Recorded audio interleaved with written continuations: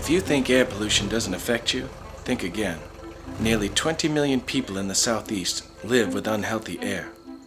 Chances are you're one of them, since more than 130 counties throughout our region fail to meet federal standards for ozone and soot pollution.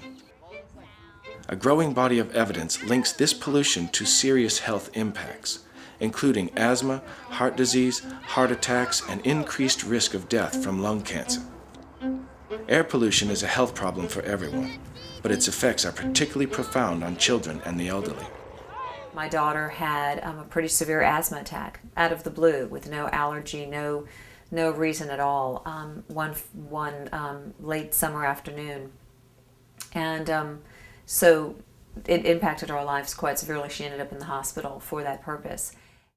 There's pretty much a straight line relationship. The higher the level of particulate matter in the air, the more admissions per day for asthma, the more bronchitis in children, and so on. Tailpipes and smokestacks are the two major sources of air pollution in the South. Cars, trucks, and other mobile sources account for 60% of air pollution in cities. We drive more miles per person than any other region due to sprawling land use. And more miles in our cars means more tailpipe emissions, a major ingredient of smog. Coal-burning power plants are the other major culprit. A loophole in the Clean Air Act allows outdated power plants to operate without modern pollution technology. These dinosaurs emit up to 10 times more pollution than new plants. The Southeast has 62 of these ultra-heavy polluters.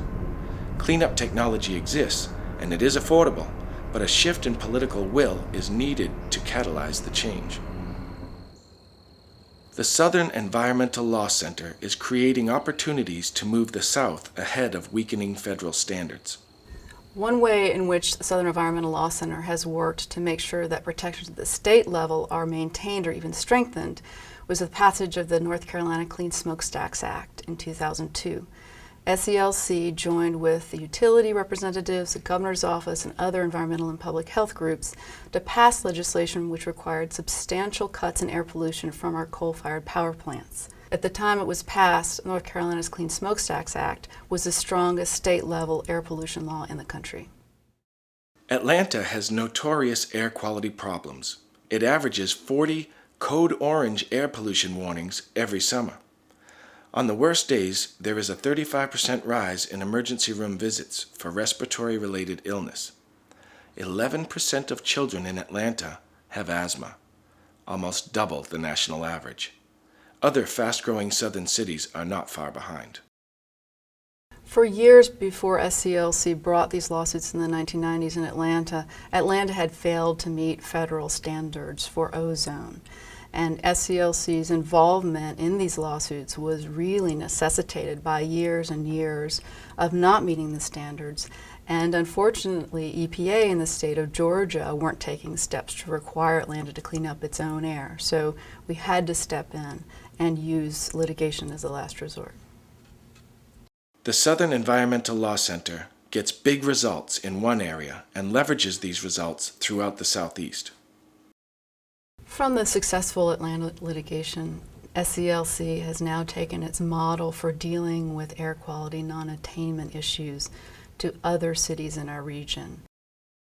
Recently, EPA came out with some stricter standards for two very dangerous air pollutants, ozone and fine particle matter. And several cities in North and South Carolina failed to meet these new standards. So SELC released a series of reports called Clean Air Action Agendas that catalog the sources of air pollution in our two states and lay out a formula or a plan for dealing with those sources and reducing air pollution to healthy levels across our states. Airborne pollution doesn't just dirty our skies.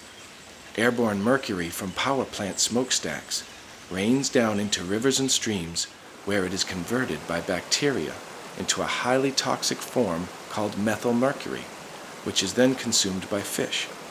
Humans eat the fish, and the mercury poisons our bodies. This is a big problem for the South since commercial, recreational, and subsistence fishing are key parts of our regional culture.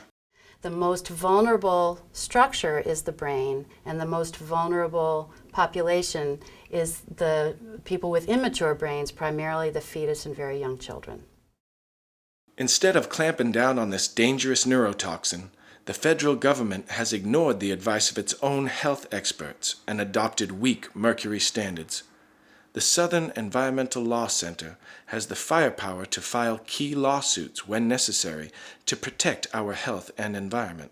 An example of how SELC uses the power of law to improve the environment and public health is a recent lawsuit that we filed on behalf of 4 national public health groups to challenge the EPA's failure to regulate mercury pollution from power plants.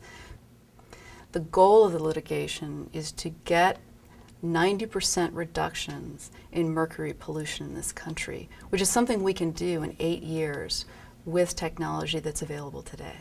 And I think years from now, our children will be looking back and saying, well, of course they cleaned up mercury pollution. Of course they shut down these old, dirty power plants. The only question I think they'll be asking is, why did it take them so long? Over 20 years, the Southern Environmental Law Center has perfected a model of strategic advocacy that gets results. Our power lies in our ability to use the best tools available to get the job done. We need you to be our partner. If you care about the health and natural beauty of this special and especially threatened region, please support our work. Southern Environmental Law Center, champions for conservation.